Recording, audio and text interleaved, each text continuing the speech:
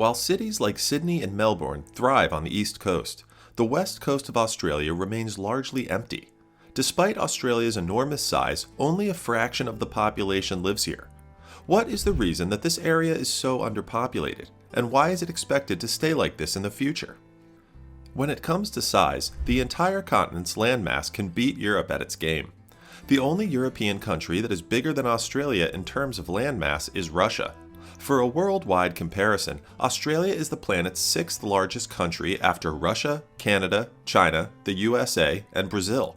However, in terms of population, Australia lacks quite drastically. The state of California alone would stand before Australia.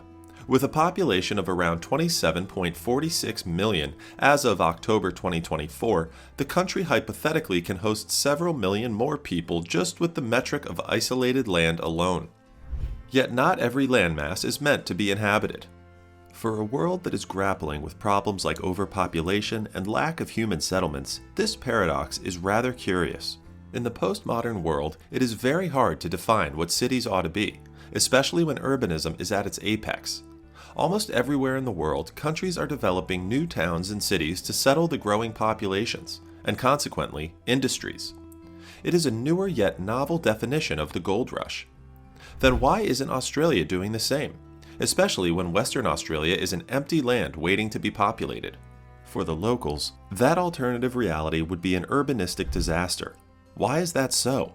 Ask anyone from Perth if they wish to see more development around, and they'd probably ask you to leave their barren yet scenic land alone. And for good reason. But if you want to explore the reason for their rigidness yourself, take a drive from Perth up north, and you'll see the transgression yourself. The west coast of Australia is, geographically, unwelcoming. It is a sight for the eyes, for sure, but an hour in the harsh climate would drive you away, only for you to never return. Believe it or not, that's precisely the historical legacy of Western Australia: abandonment and emptiness. We already know that the continent has had its fair share of European invasions that were extremely hostile to the native and aboriginal populations of Australia. But if there's one area where the colonial interest was a bit lacking, it is the west coast. When the Dutch first arrived on the continent, they were eager to check out the mythical legend that the western shores of Australia were. And imagine their disappointment that after several long voyages, they decided to leave the barren shores at their mercy. In October 1616, Dirk Hartog set his course to Western Australia in Eendracht, a Dutch East India Company ship. He became the first European to land in the allegedly newly discovered continent. His ship landed at what is now known as Cape Inscription, Dirk Hartog Island. For more than 2 centuries after the Dutch arrival, English and French navigators explored and mapped the west coast of Australia, but their arrival to the land was ensured by one notion only: the Dutch never established a settlement in the area. Considering their historical legacy of marking the so-called discoveries as their own, this was an odd choice. The Dutch explorers hardly paid any heed to the natives of their time. All they cared about was calling a landmass their own territory. Yet, thousands of miles of red desert didn't exactly seal the deal for the Dutch. They found the western shores to be hot and arid, and with no fresh water source around, they knew they had to keep moving. On the bright side, their lack of interest in the area particularly helped the Aboriginal populations to thrive. Centuries later, such unwelcoming features of Western Australia haven't changed.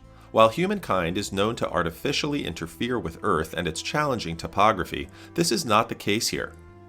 This is not to say that Western Australia didn't garner any historical interest. Its Aboriginal population still inhabits the area today.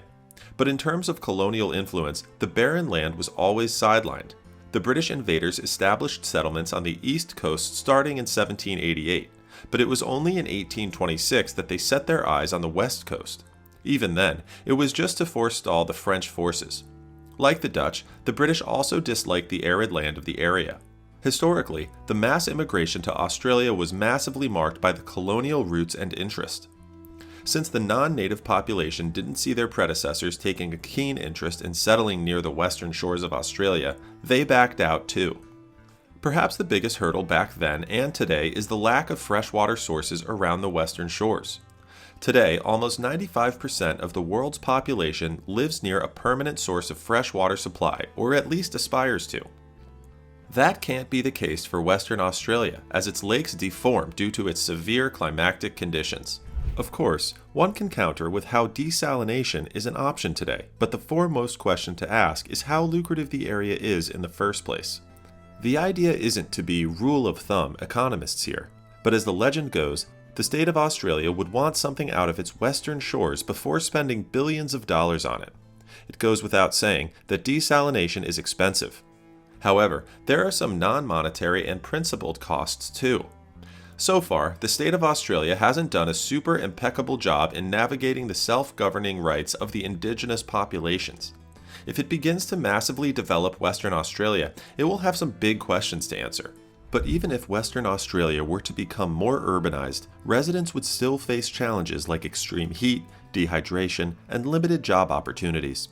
The vast expanse of Western Australia is ruled by unforgiving deserts and arid plains, where the sun scorches the earth and rainfall is a distant memory.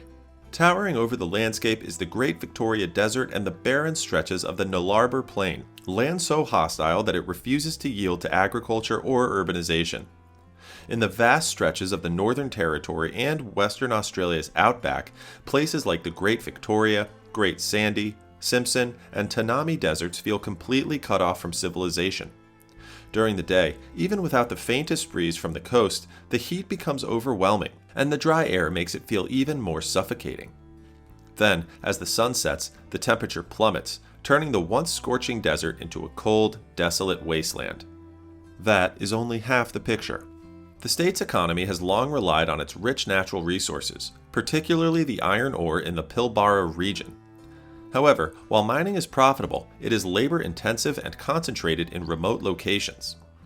As a result, these small, specialized mining towns remain scattered, preventing the type of urban growth seen in more diversified economies, and contributing to the region's overall emptiness.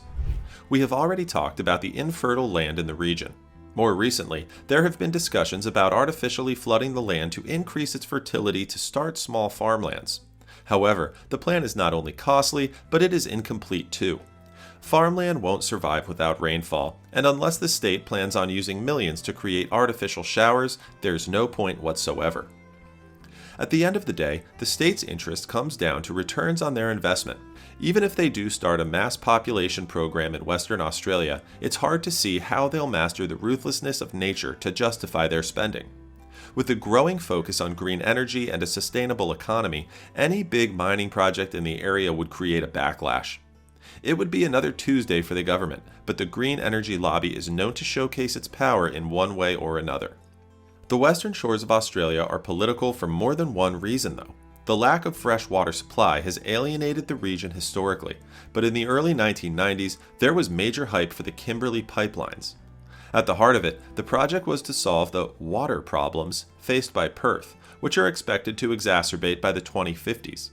However, many experts saw it as a long-term plan to populate the barren shores of Australia. The plan was put forward by some of the biggest corporate names in France and Australia, a notion that is considered to be controversial even today.